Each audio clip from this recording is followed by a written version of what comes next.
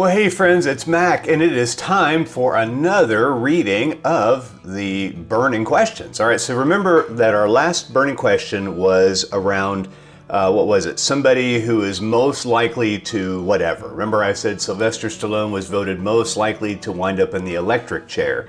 The question was really, did somebody defy the expectations? Well, this is the first week we only had one submission, and I wouldn't be surprised because this isn't something everybody might have experienced, but this is Verlinda, and so she says, my godson Sam, who struggled with completing high school in the wake of his parents' divorce. He graduated, majored in HR management at my alma mater, got married, and will be a new father any day now. He has become his own man and carved out a path to a happy and fulfilling life. His story brings me great pride and joy, Verlinda. That's a great story, isn't it? Because I think we love to see somebody defy the odds. They turned out better than everybody expected them to. You know, that brings to mind something that we talk about in some of our workshops, the self-fulfilling prophecy, the Pygmalion effect. And that's kind of what we see here a little bit, isn't it? So according to Greek literature, I don't remember who wrote it, some Greek guy, thousands of years ago. Basically, there was this sculptor, and his name was Pygmalion. And so the gods decided to commission him to actually sculpt a figure of the most beautiful woman in the world.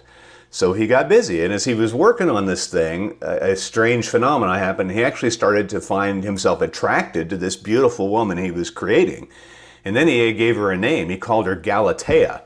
And this crazy guy falls in love with a statue, of all things, right?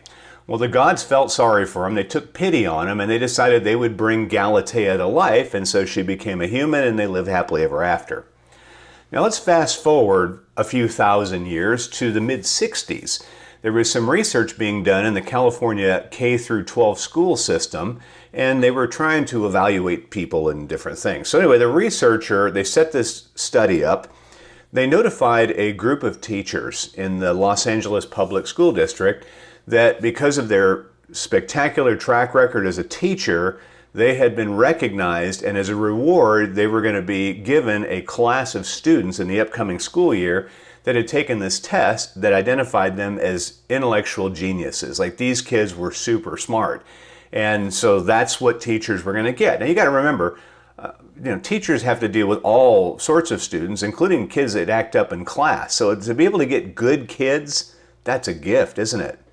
Well, school started, and as expected, those students, they blew away their peers in other classes. Scores were off the charts. And at the end of the school year, the researchers let everybody know the big secret. Number one, those teachers were selected at random. None of them had a track record that was particularly amazing, but they thought they did. And all those special students, they were also chosen at random. There was never a special test given to them. The only difference was in the mind of the teacher. And because they expected more, they actually put in more, and those kids lived up to the expectation.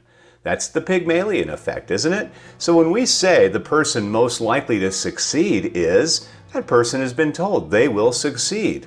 Or the person most likely to end up in the electric chair, they will live down to that expectation. So that's kind of my thought this week.